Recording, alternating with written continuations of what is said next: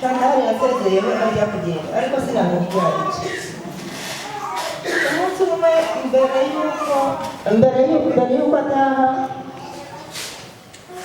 twaganiye akanya gato arambwira ati mama atuzi yuko narushye yaburanye rero ntiwararushye koko nariko ntibakimuganye ngo ntawe usiga umurongo ati atariko nagiyakiye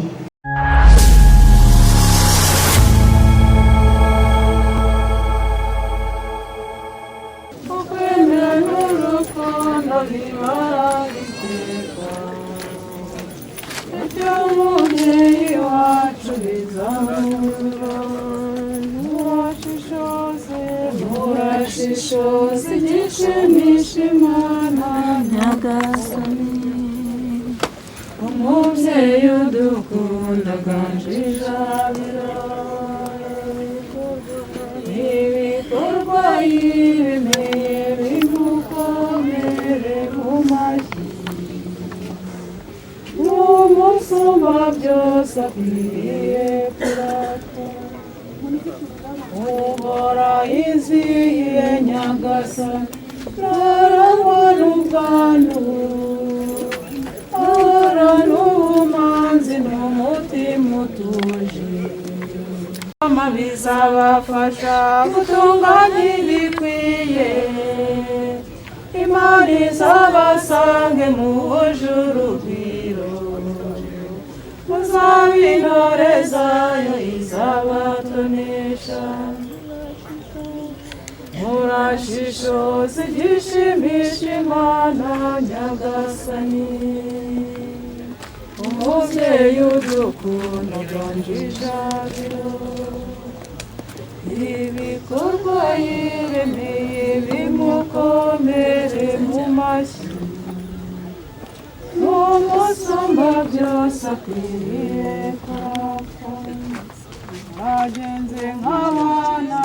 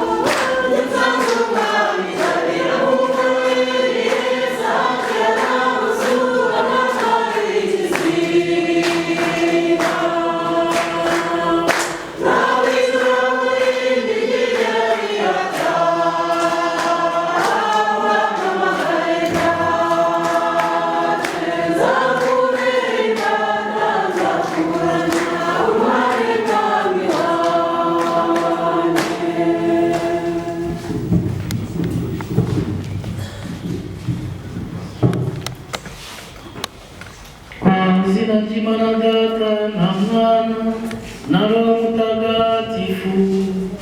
Yesu Kristu n'urukundo rw'Imana Data n'ubusabane kuri Roho Mutagatifu bihorane namwe. Bakristu bavandimwe, Kristu Yesu akuzwe. Twaje kugira ngo duherekeze umuvandimwe wacu, inshuti yacu, umwana wacu, umuturanyi wacu, umubyeyi Marie Chantal. Agiye turi mu gihe cya Pasika, niyo mpamvu aho kwambara isine nambaye umweru, kuko guhera ku cyumweru cya Pasika icyumweru cyose tuba tukiri muri Pasika, turimo guhimbaza Pasika. N'amasomo agenda kwibutsa izuka rya Nyagasani, ariko ntabwo dutandukiriye, kuko iyo tuje gusabira batabarutse tuba tumusabira kuzazuka mu bapfuye. Nyagasani azamutuza heza, agire iruhuko ridashira mu ngoma y'ijuru. Uko twaje twese rero tumusabire, twifatanye n'umuryango we, maze koko Nyagasani amuhe iruhuko ridashira. Namara kumuzura mu bapfuye, nawe abarirwe mu bavugizi bacu mu ijuru, adusabire kugira ngo tuzamusange aho heza.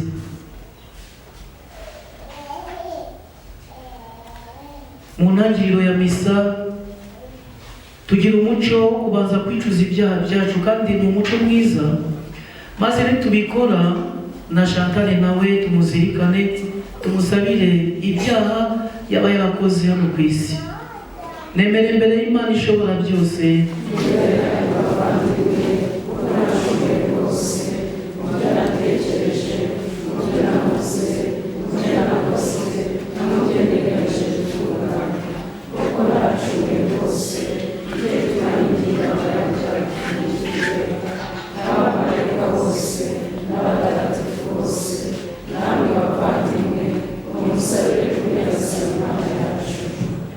Imana ishobora byose nitubabarire, idukize ibyaha byacu, maze izatugeze mu bugingo bw'iteka. Nyagasani tubabarire, Kristo tubabarire, Nyagasani tubabarire. Tumusabe. Nyagasani Imana yacu, uyu munsi wa none watwugururiye amarembo y'ubugingo bw'iteka, ubigirishije umwana wawe w'ikinege watsinze urupfu, maze akazuka. Turakwinginze twebwe abahimbaza ibirori by'izuka rya Nyagasani, uduhe kuzukana nawe, tube mu mucyo w'ubugingo bw'iteka, tubikesha kuvugururwa na Roho wawe, kubwa Yesu Kristo umwana wawe n'umwami wacu. Imana mubana mugategekana mu bumwe bwa Roho Mutagatifu, uko ibihe bihora bisimburana iteka.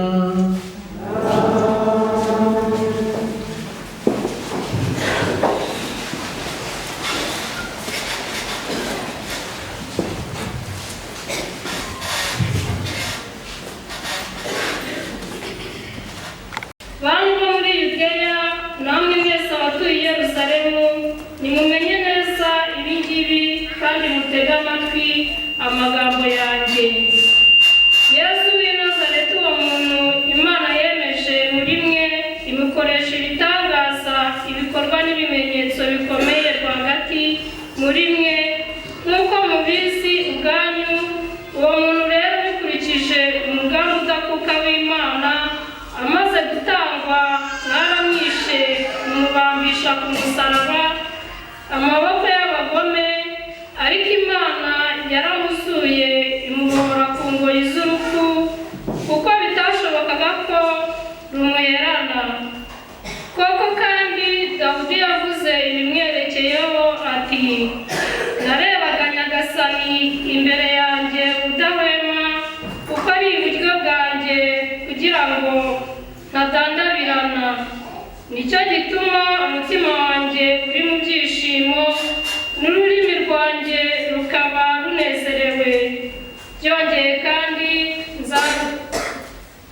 nkaruhukana icyizere kuko utazatererana ubugingo bwanjye mu kuzimu, kandi ntuzatume intungane yawe imenyana n'ubushanguke. Wamenyesheje inzira zigana mu bugingo, unyuzuzamo ibyishimo, unyereka uruhanga rwawe. Bavandimwe, nta cyabuza kubabwira nta shiti ko umukurambere wacu Dawudi yapfuye, ko yabambwe, ndetse n'imva ye ikaba ikiri iwacu kugeza uyu munsi. Nyamara kuba yari umuhanuzi kandi yazirikanaga ko Imana yamusezeranyije indahiro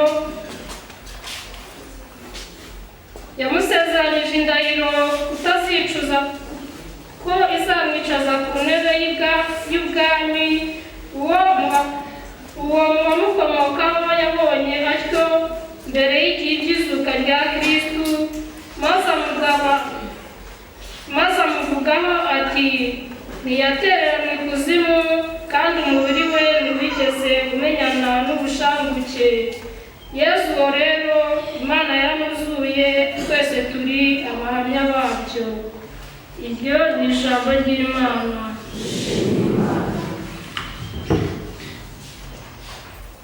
Mana yanjye unyiragirire, kuko ari wowe buhungiro bwanjye. Mana yanjye unyiragirire, kuko ari wowe buhungiro bwanjye. Mana yanjye unyiragirire, kuko ari wowe buhungiro bwanjye. Uhoraho ndamubwiye nti ni wowe mutegetsi wanjye. Uhoraho wowe munani wanjye n'umugabane wanjye, uko nzamera ni wowe ukuzi. Mana yanjye unyiragirire, kuko ari wowe buhungiro bwanjye. Ndashimira Uhoraho ungira inama, ndetse na nijoro umutima wanjye urabinyibutsa. Uhoraho mpora nzirikana ubudahwema, ubwo andi iruhande sineze guhungabana. Mana yanjye unyiragirire, kuko ari wowe buhungiro bwanjye. Nicyo gituma umutima wanjye unezerewe, amagara yanjye akamererwa neza, n'umubiri wanjye ukadendeza mu ituze, kuko utazanererana ngo mpere ikuzimu, kandi ukaba utazemera ko umuyoboke wawe agupfana. Mana yanjye unyiragirire, kuko ari wowe buhungiro bwanjye. Nta mahirwe yandi nagira atari wowe, uzamenyesha inzira y'ubugingo. Hafi yawe niho haba umunezero usendereye, iburyo bwawe hakaba umudabagiro udashira. Mana yanjye unyiragirire, kuko ari wowe buhungiro bwanjye.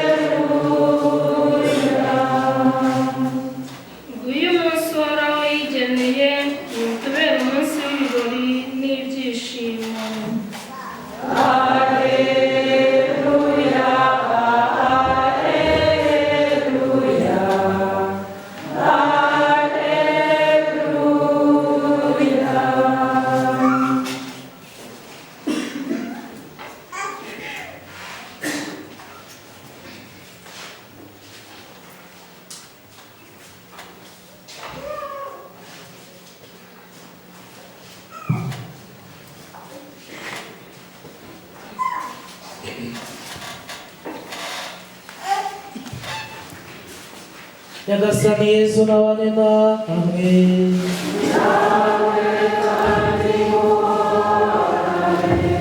Amagambo yo mu Ivanjiri ntagatifu uko yanditswe na Marayika.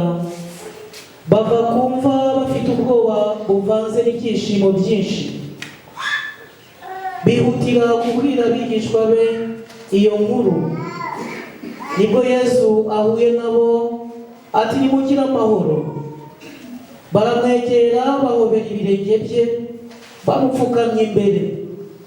Nuko Yesu arababwira ati mwitinya, ahubwo nimugende mubwire abavandimwe banjye bagiye mu Galileya, niho bazambonera.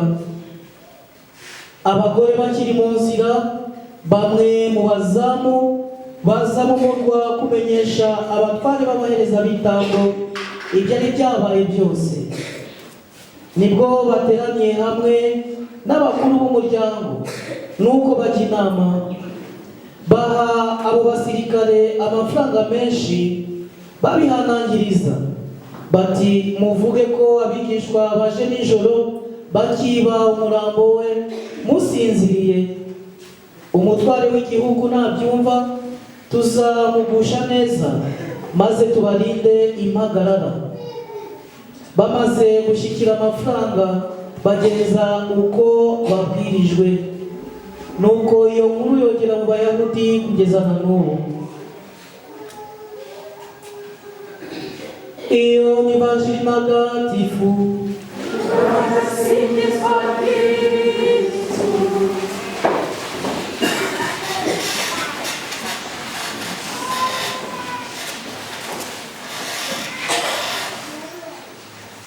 Kristo Yesu akuzwe. Ubundi mu minsi ya Kiliziya Gatolika, Pasika n'iminsi ikurikiye Pasika mu gihe cy'iminsi 8, ariko duhereye no kuwa 4 mutagatifu byari kuwa 4 w'icyumweru gishize, nta misa yo gushyingura ubundi zemewe. Nabibabwiye kugira ngo musobanukirwe, ndababwira n'impamvu iyi misa twemeye ko iba. Impamvu kuri Pasika duhimbaza nk'umunsi umwe mu gihe cy'iminsi 8, tuzasoza ku cyumweru gitaha twahereye ejo, ariko n'iminsi 3 twita iminsi nyabutatu ya Pasika, nuko tuba turimo guhimbaza izuka rya Nyagasani. Niyo mpamvu nambaye igishura cy'umweru aho gushyiramo ikisi cyangwa move, nubwo twemeye ko move tuyishyira hano ku isomero na hariya kuri tabernakulo. Kiliziya dusaba iyo tubonye ko byagirira akamaro abakristo bashaka guherekeza iwabo babuze mu cyubahiro, imyenda nibura uwo twita itsinda ry'abogezabutumwa muri paruwasi yacu. Chantal yagiye ayifasha. Chantal nawe yari umukristo ukomeye, nta kuntu twari kureka rwose kuza kumuherekeza ku cyubahiro, kuko kimwe ni itegeko, ikindi tugomba kuyoborwa n'urukundo n'impuhwe. Iyi Evanjili tumaze kumva itubwira ibyizuka n'ubundi abitabye Imana iyo tuje kubasabira, nta kindi tubasabira no kuzuka mu bapfuye. Reka turebe Evanjili isomo twakuramo. Kuva ejo kuri Pasika, uyu munsi kuwa 2 kuwa 3 tuzasoza ku cyumweru gitaha. Ni umuco w'Abayahudi, iminsi mikuru bayihimbazaga mu minsi 7 cyangwa iminsi 8, bakayifata nk'umunsi umwe. Tuzumva abanditsi b'amavanjili uko ari 4 muri iyi minsi, muri iki cyumweru, bose buri wese atubwira izuka rya Nyagasani ukuntu byagenze. Matayo niwe utubwira uyu munsi ukuntu Mariya Madalena yazindukiye kumva. Impamvu yazindukiye kumva nta hindi, yaragiye gusiga umubiri wa Yesu imibavu. Wari umuco w'Abayahudi, iyo umuntu yapfaga bamusigaga imibavu. Yapfuye kwa 5 ari saa 9, ujya kumushyingura byakeje mu saa 11 saa 12 aho ngaho. Sabato y'Abayahudi yari itangiye, kandi sabato y'Abayahudi baba bayikomeyeho, ntabwo bari gusiga umubiri wa Yesu imibavu. birumvikana n'umunsi wakurikiyeho wa gatandatu ku isabato ntabwo bari kubikora. Niyo mpamvu babikoze sabato irangiye. Ku cyumweru, kalendari y'Abayahudi ni umunsi wa mbere w'icyumweru cyabo. Barazinduka mu rukerera hatarabona, bagiye gusiga mu mubiri wa Yesu imibavu. Bahageze basanga Yesu yazutse mu bapfuye. Mariya Madalena ikintu atwigisha no kuzinduka kare hatarabona mu rukerera ugashakashaka Imana n'isengesho. Nubwo hari igihe ushakashaka Imana ugasenga, Yesu asa nkaho adahari, n'ubundi barahageze baramugura mu mva yari yazutse. Ariko umuntu ukomeje atarambiwe, adacika intege, bigera aho Nyagasani akamwiyereka nawe ubwe akizira.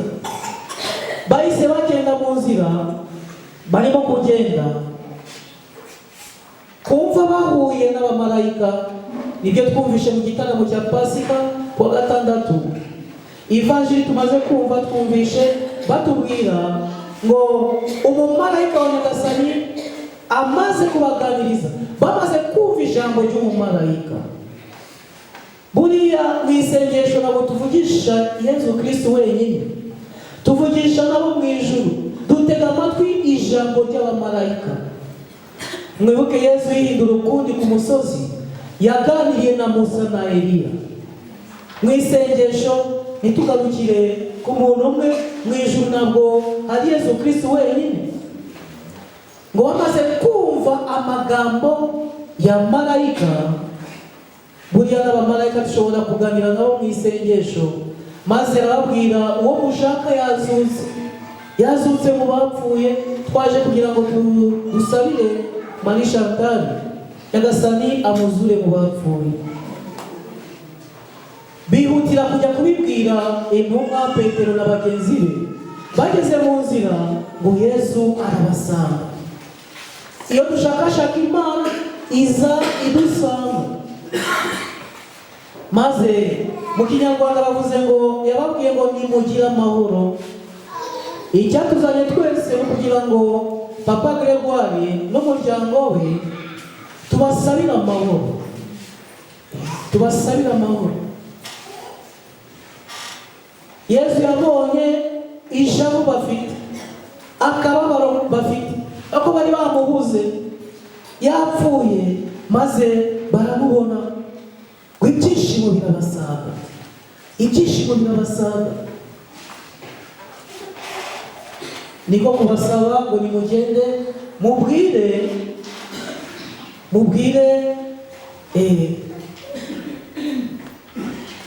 inshuti zanjye ko nazutse ndi muzima. Mbatanze muri Galileya, niho tuzahurira. Mubwire abavandimwe banjye. Bavandimwe Yesu yise abavandimwe abamuhemukiye. Yise umuvandimwe Petero wamwihakanye. Yise umuvandimwe Yuda wamugambaniye. Yise abavandimwe intumwa zamutereranye, zibonye ko baje kumufata ziragenda. No kumusaraba bamutikura icumu, yavuze Nyagasani bababarire kuko batazi icyo bakora. Ari igihe mu bihe nk'ibi ngibi, ibi byabaye kubera ubugizi bwa nabi. Yesu ku musaraba twarizirikanye kwa gatanu mutagatifu. Benshi muri mwebwe, bamwe mwari muri hano na Padiri Benoit, abakristo wa Masaka, abandi twari turi kumwe kuri paruwasi, tuzirikana urukundo ndengakamere. Yesu umukristo anamusaba kubabarira. Bababarire kuko batazi icyo bakora. Mariya Madalena yari kumwe n'abandi bagore. Yesu amaze kuzuka arababwira nimugende mubwire abavandimwe banjye mbatanze muri Galileya, niho bazansanga. Bavandimwe banjye. Yise Petero umuvandimwe we. kandi yaramwihakanye. Uriya muntu ntabwo muzi. Yise umuvandimwe we Yuda wamugambaniye, yise umuvandimwe we. Abavandimwe be izo ntumwa zahise zibona abasirikare baje,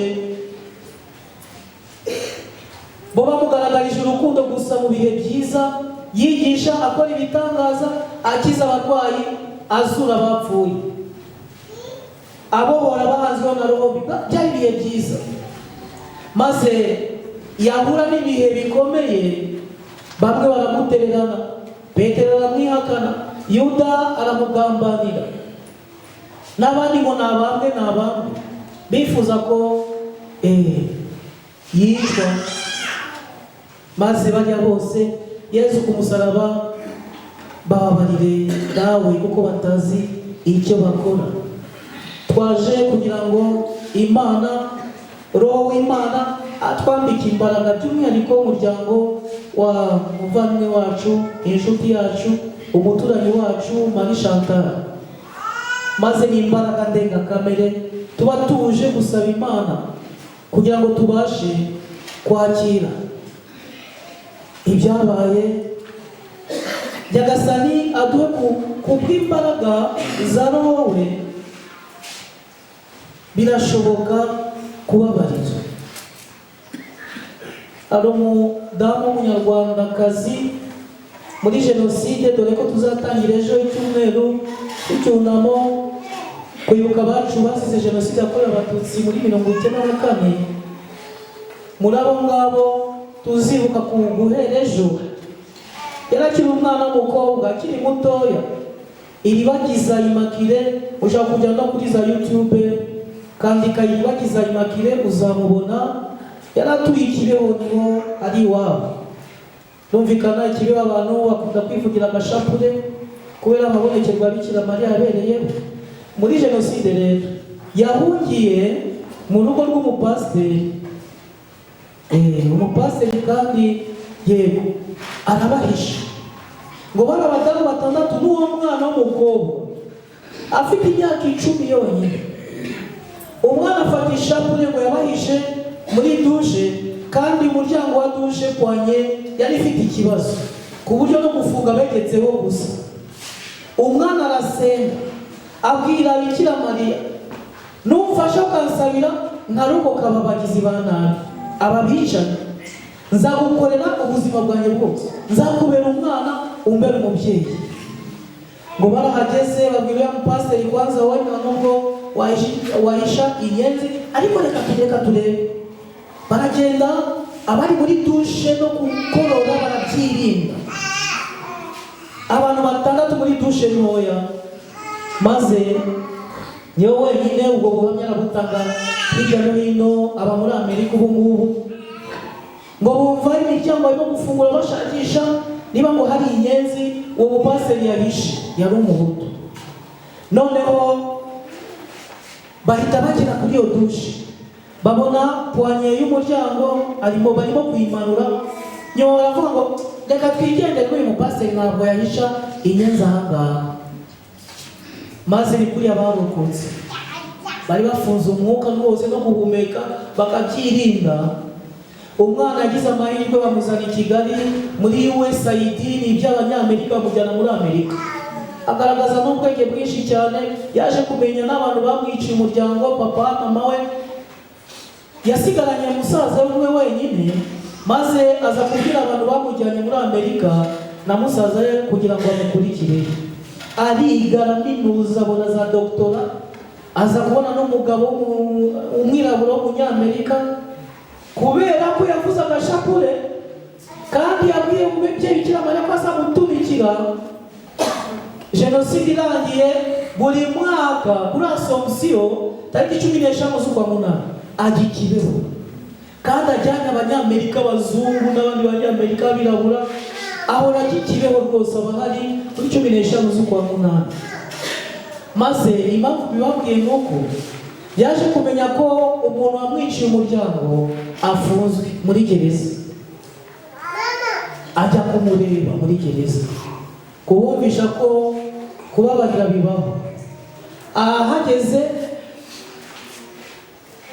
uwo mugabo amubonye amukubise amaso yabashe kugira ubwoba, arabwira nzanywe n'amahoro. Baraganira, atekereza. Umugabo amusangiza ukuntu abana be bameze nabi, ko umugore yazigiye abana, nta bushobozi yari afite, nta kazi. Yafashe icyemezo cyo kwishyurira abo bana amashuri. Abana b'umuntu wamwiciye umuryango arabishyurira abana bariga rwose, baragiza n'amashuri. No kuvuga ko bishoboka rero, kandi nicyo kigaragaza umuntu utuwemo n'imbaraga z'Imana. Ntabwo ari imbaraga z'umuntu rwose, imbabazi yego ni ikintu kitoroshye, ariko roho w'Imana atanga. Reka nsoze. Twatanye igihe twita igihe cya Pasika, ejo na Pasika, ejo ku cyumweru hashize, mu minsi 50 kugeza kuri Pentekosti. Ijambo Pentekosti biva mu ijambo panta mu ndimi z'amahanga, Ikigereki, ni ukuvuga 50. Uhereye kuri Pasika kugeza kuri Pentekosti ni iminsi 50. Nibwo tuwusesengura, tuzirikana igitabo cy'ibyakozwe n'intumwa. Muri icyo gitabo bavuga Roho Mutagatifu cyane, niwe wagiye abaha ububasha bwo kubabarira, kwamamaza inkuru nziza, guhamya Kristo wazutse. Ni nawe wahaye abo bose abagiye bamenya Imana, Roho w'Imana niwe wagiye abaha imbaraga zo kubabarira abagiye babahemukira mu buryo bumwe cyangwa ubundi. Buriya Yesu abibwira Mariya Magdalena, twumvishe mu Ivanjiri, jya kubwira abavandimwe bawe ko nazutse, turahurira muri Galileya. Yabimubwiye harimo n'inyigisho, nimo kumubwira nawe rwose, nihagira umuntu uguhemukira, umuntu uza guterera, umuntu uza kugambanira, umuntu uza gukomeretsa mu buryo bumwe cyangwa umuntu uza kwicira, uwo muntu niba akeneye serivisi uzayimukorera. Yesu ngo Petero uramwumva, yabimubwiye hashize iminsi, hatashize n'icyumweru, amwihakanye. Petero uramwunda, Nyagasani ndagukunda, ntagira inama zanjye. Akomeje gukorana nabo. Ndi padiri, ntabwo nababwira imvugo itari imvugo yobokamana.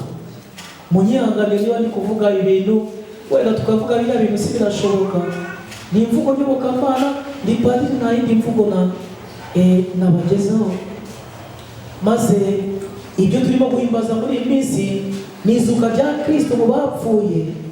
Pawulo Mutagatifu atubwira ngo utemera ko Kristo yazutse mu bapfuye, ukwemera ko kwaba ari amajwi.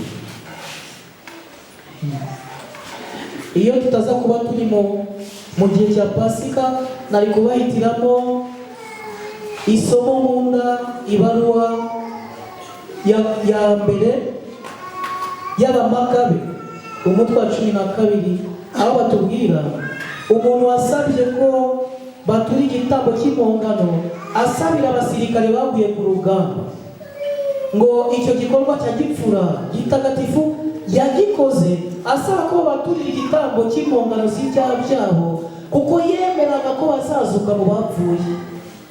Natwe twaje gusabira Marie Chantal, kuko twemera izuka ry'abapfuye rishingiye ku kuba Yesu yarapfuye arazuka, kandi nibyo turimo guhimbaza. Twahimbaje ejo n'uyu munsi, tuzakomeza muri iki cyumweru.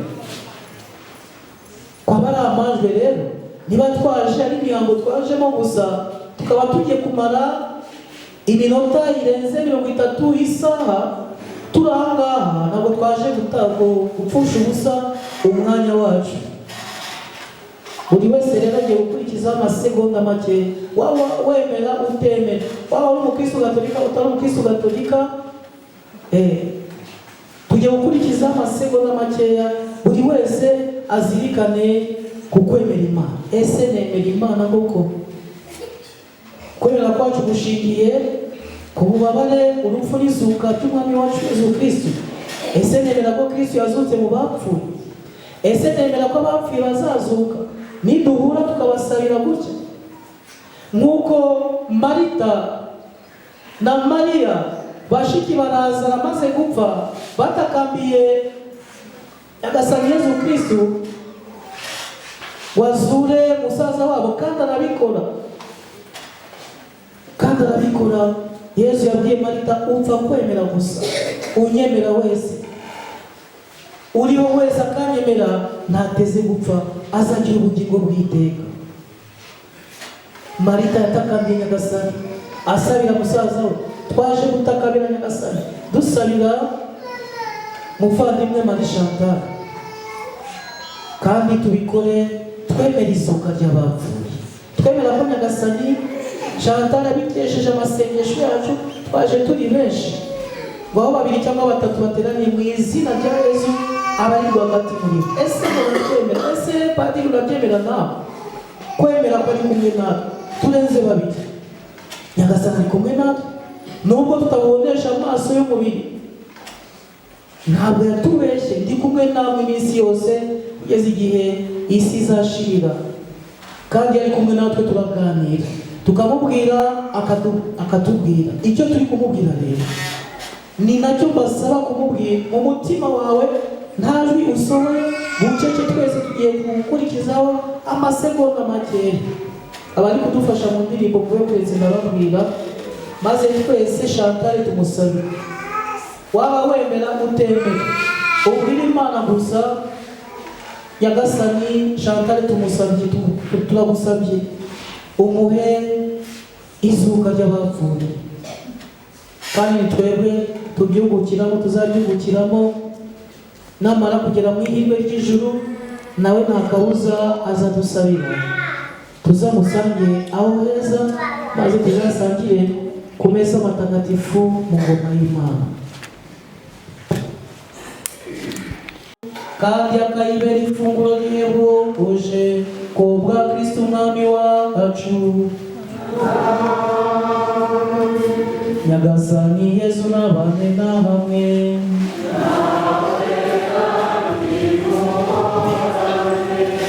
Imitima yanyu niruhukire iby'ijuru,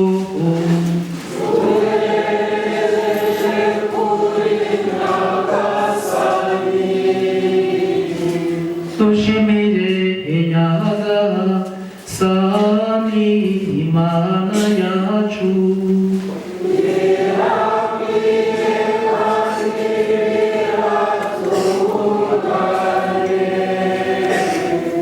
Ni koko birakwiye kandi biratunganye, ni ngombwa kandi birimo agakiza, kukwamamaza nanone mu bihe byose Nyagasani, ariko cyane cyane kugusingiza by'akarenga kuri uyu munsi muhire, kuko Kristo ari we Pasika yacu yatanzwe igitambo.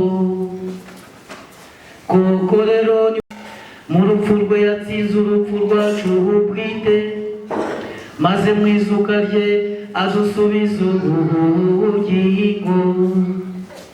Nicyo gituma agira yasazwe n'ibyishimo bya Pasika, n'abamarayika bose bo mu ijuru bakaririmba igisingizo cy'ikuzo ryawe, bavuga ubudahwema bati: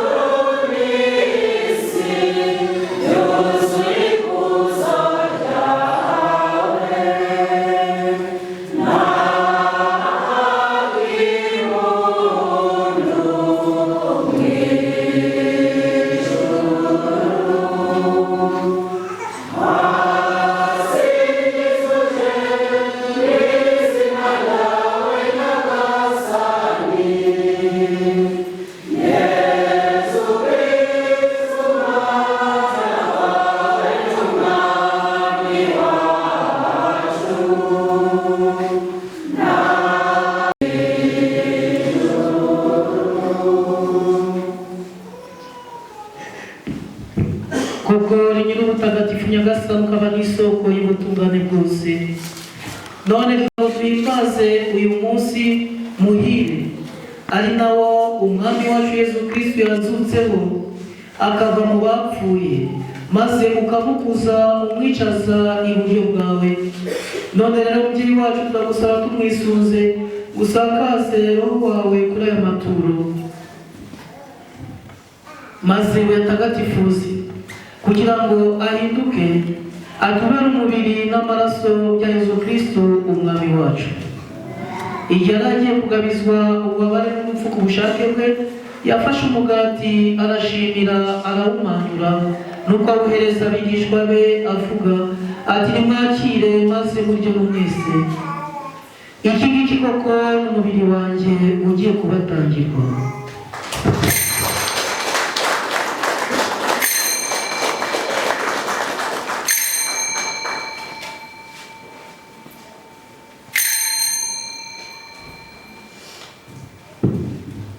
Nk'uko yaramaze kubigenza barangije kurya, afata inkongoro nanone arashimira, nuko ayihereza abigishwa be avuga ati nimwakire maze munywe mwese, iyi ngiyi koko ni inkongoro y'amaraso yanjye y'isezerano rishya kandi rizahoraho iteka, agiye kumenerwa mwebwe n'abandi bose kugira ngo mugirirwe imbabazi z'ibyaha. Ibi mujye mubikora bibe urwibutso rwanjye.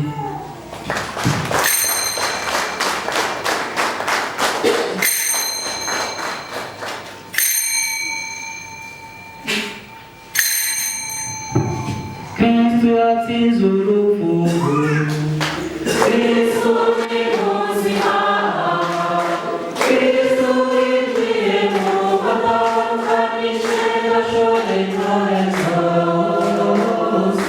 Amen, amen. Alleluia, alleluia, alleluia, alleluia, amen, alleluia, amen, alleluia, alleluia. Kristo amaze gutanga, shetani yakubisana kwenye, ibira kuye satazongera kwamamaza inkuru nziza. Amen, amen. Alleluia, alleluia, alleluia, alleluia, amen, alleluia, amen, alleluia, alleluia.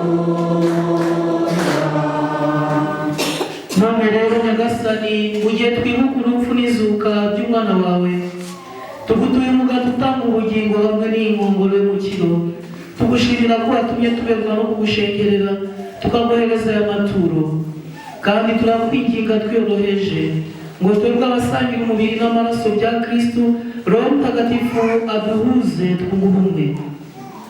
Nyagasani, wibuke kiliziya yawe yongeye ku isi hose, maze wihe guhora ijya mbere mu rukundo, hamwe na papa wacu Leo n'umwepiskopi wacu Anoni n'abatorewe umurimo wa altari bose. Nyagasani, wibuke umuyoboke wawe umubyeyi Marie Chantal, bahamagaye umuvana kuri iyi si, maze ubwo yunze ubumwe n'umwana wawe mu rupfu rumeze nk'urwe, umuhe no kumwishushanya mu izuka rye. Wibuke kandi abavandimwe bacu bapfuye bafite ubwizere bwo kuzazuka, hamwe n'abandi bose bapfuye usanga ufitiye impuhwe, maze ubakirire mu rumuri ruguturukaho. Turakwinginze natwe twese utugirire impuhwe, by'umwihariko umuryango we, ababyeyi be, abavandimwe n'inshuti, abaturanyi, ubu bafite intimba ku mutima. Nyagasani, nk'uko wahumurije intumwa zawe, wahumurije Mariya Magdalena, nabo bahumurize, wakomeze.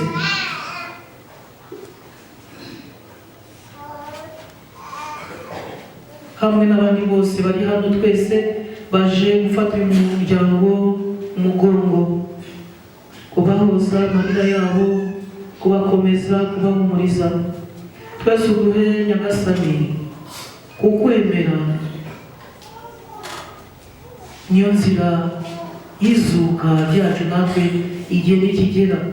Marie Chantal numara kumutuza heza mu ngoma yawe, nawe umwibutse adusabire uko turi hano twese, asabire n'inshuti ze, abo yitagabe, aho bava bakagira, kugira ngo nabo tuzamu twese hamwe tuzamusangira heza mu ngoma y'ijuru, tuzongere twishimane, tuzongere dusabane, maze twese tuzashobore kugira umwanya mu bugingo bw'iteka hamwe na Bikira Mariya umubyeyi muhire w'Imana, n'intumwa zawe ntagatifu n'abandi batagatifu bose bakunyuze. Uko ibihe byagiye bisimburana, nuko hamwe nabo tuzagusigize tukurata ku bwa Yezu Kristu umwana wawe. Dawe Mana ishobora byose, icyubahiro cyose n'ikuzo ryose ubishyikirizwa na Kristu, ukabihabwa hamwe nawe, ukabihemba muri we mu bumwe bwa Roho Mutagatifu, uko ibihe bihora bisimbura n'iteka.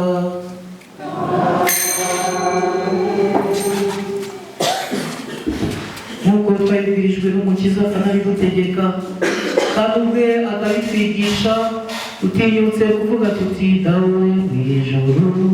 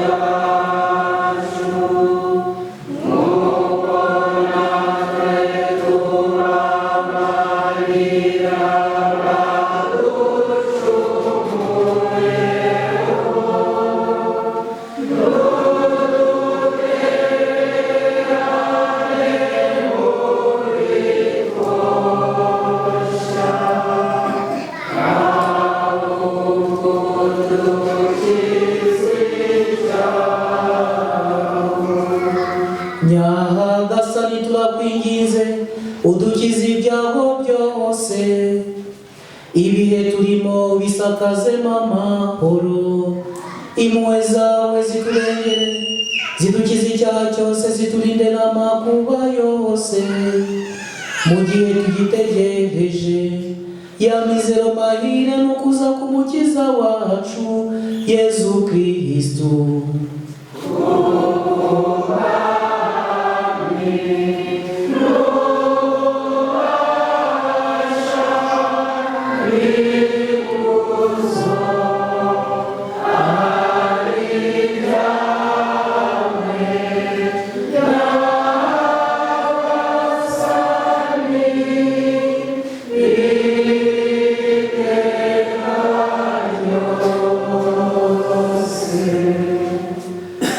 Nyagasani Yezu Kristu, wowe wabwiye intumwa zawe uti mbasigiye amahoro, mbaye amahoro yanjye, ntiwite ku byaha byacu, ahubwo wite ku kwemera kwa Kiliziya yawe, maze ku bushake bwawe uyiha amahoro, kandi uyibumbire mu bumwe, wowe ubaho ugategeka iteka ryose.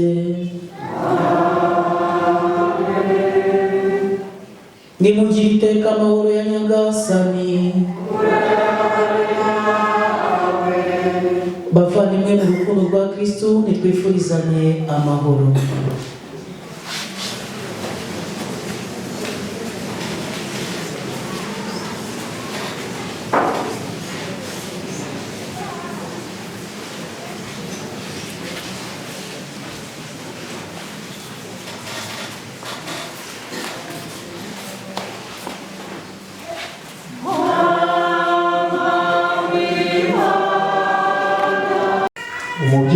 Marie Chantal.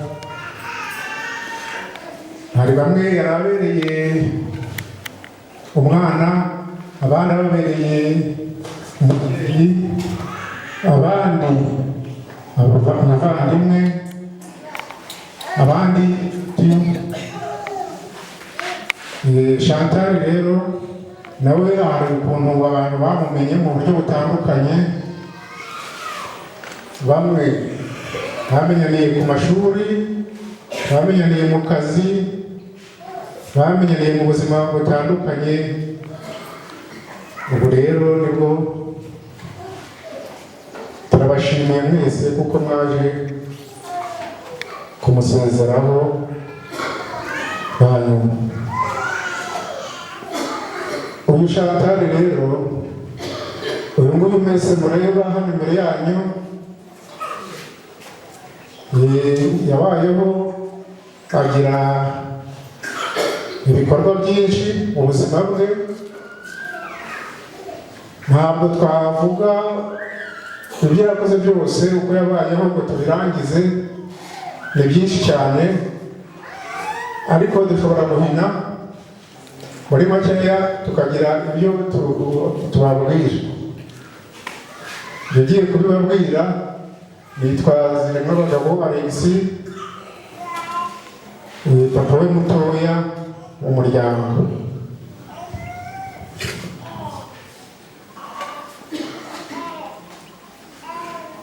Chantal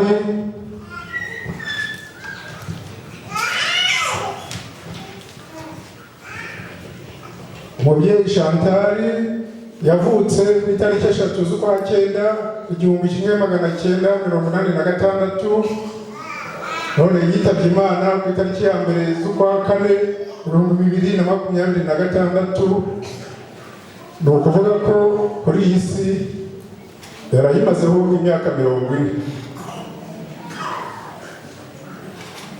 Amateka n'ibyaranze ubuzima bw'umubyeyi Marie Chantal ni ibi bikurikira. Umubyeyi Marie Chantal yavutse ku itariki ya 3 z'ukwa 9 1986.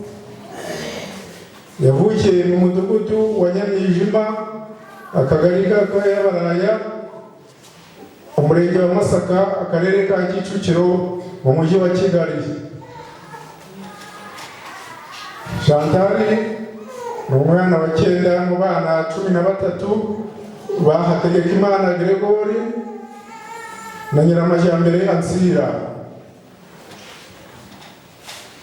Yavutse nk'abandi bana, aza gutangira amashuri abanza mu rwunge rw'amashuri rwa Yabaraya mu mwaka w'1997, ayasoza mu mwaka w'2004, akomeza amashuri yisumbuye guhera mu mwaka w'2005, ayasoza mu mwaka w'2011.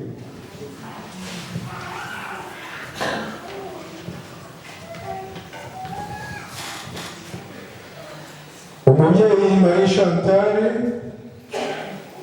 yabyaye abana 3 nibo asize, ari bo: uwa mbere ni Akarabo Ange Gabi, yibarutse mu mwaka wa 2013, akaba yiga mu mwaka wa 3 mu mashuri yisumbuye. Yabyaye uwa kabiri Izere Yves, ubu afite imyaka 13, akaba yari umwana, akaba yiga mu mwaka wa 3 w'amashuri abanza. Umwana wa 3 yitwa Gwiza Arcade, yamubyaye ku itariki 2 z'ukwa 4 2024, afite imyaka 2. Ndetse si abana gusa yabyaye mu nda, afite n'abandi bana yareraga. Abakozi bamukoreraga babanaga umunsi ku munsi, aho byari birenze kuba abakoranaga akazi gusa nk'abakozi ubwabo nabo yabafataga nk'abana be.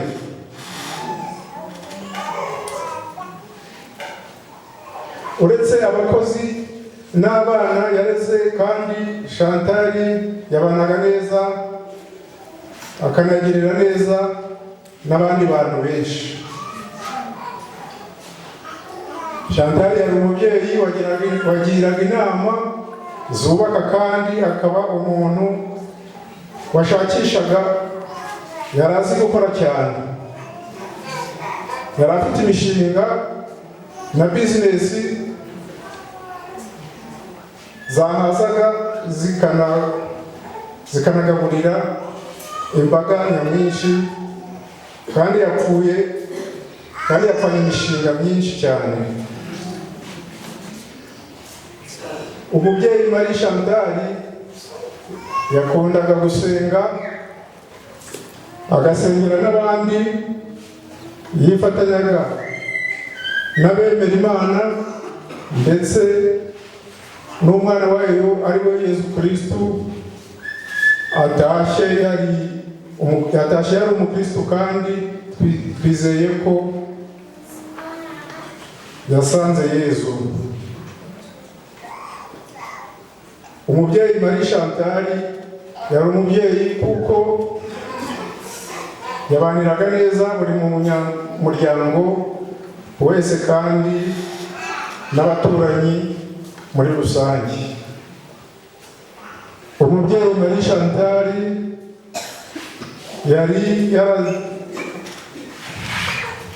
yaradusezeranije byinshi byiza ndetse twahiganye imihigo myinshi, ariko Imana yamukunze kuturusha. Ikivi cye rero mu isi tuzakibusa. Twebwe abasigaye kandi twizeye tudashidikanya ko ku munsi w'umuzuko tuzongera kumubona amaso ku maso. Murakoze, Imana ibahe umugisha kandi dukomezanye. Imana imuhe n'urukundo ridashira. Mama wa Chantal, ntabwo muvugaho byinshi babivuze. Mu minsi tumaranye hariya ku kiriyo, byinshi twagiye tubyumva. Icyo nshaka kuvuga rero, Chantal yasezeyeho ajya kugenda, ariko sinamenye ibyo ari byo. Umunsi umwe mbere y'uko ataha, twaganiye akanya gato, arambwira ati mama, tuzi yuko narushye. Arambwira nti rero ntiwararushye koko, ariko bakimuganiye ngo ntawe usiga umurongo. Atariko nariyakiriye.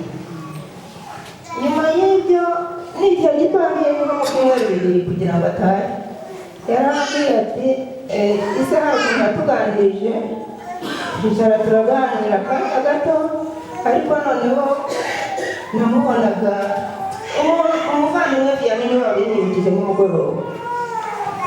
Vianney yatubwiye ati Chantal nabonaga yarahindutse, yari afite ijwi rituje ukagira ngo ni umugeni. Ako kantu niko kanteye kugira ngo mpaguruke mvuge. Chantal buriya ashobora kuba yari ari mu muhamagaro. Niyo mpamvu rero uwo murugo n'urupfu yapfuye, ngenda hamya yuko nyine ntawe usiga umurugo. Yararushye koko, none umurugo uramukukana.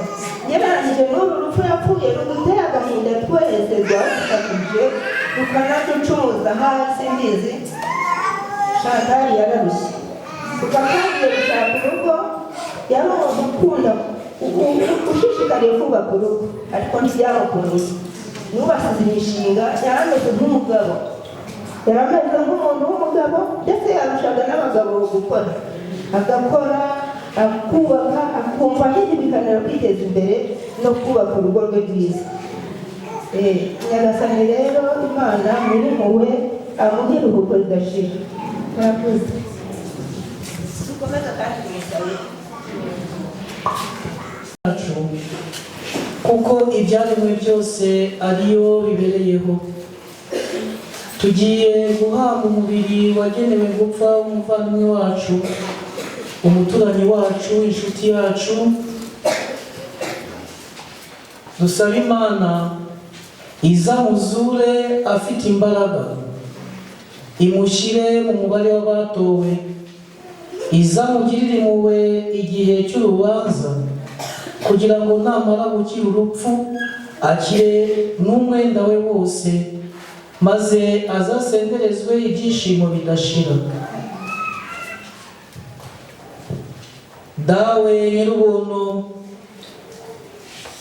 turagushimira kubera abari hano n'abapfuye, kuko washatse ko uyu nyakwigendera aba ari we watumye duteranira hano uyu munsi. Turibuka ko umwana wawe Yesu Kristo mu rupfu rwe rwo ku musaraba yababaye cyane, kandi ko kubera ubuzima bwe burusha urupfu imbaraga yemeza ko tuzabaho. Twizera kandi twemera yuko twese tuzazuka. Ni muri uku kwemera ngiye guha umurambo umugisha ku izina ry'Imana Data na Mwana na Roho Mutagatifu.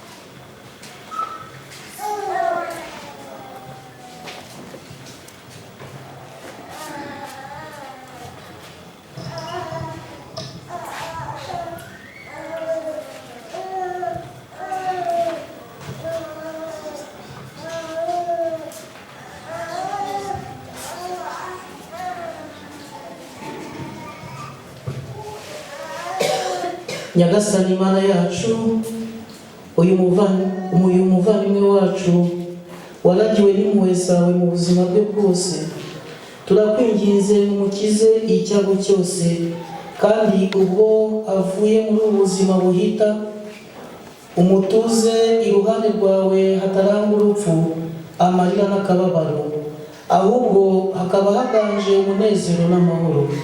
Mu ikuzo ry'umwana wawe na Roho Mutagatifu, uko ibihe bihora bisimburana iteka.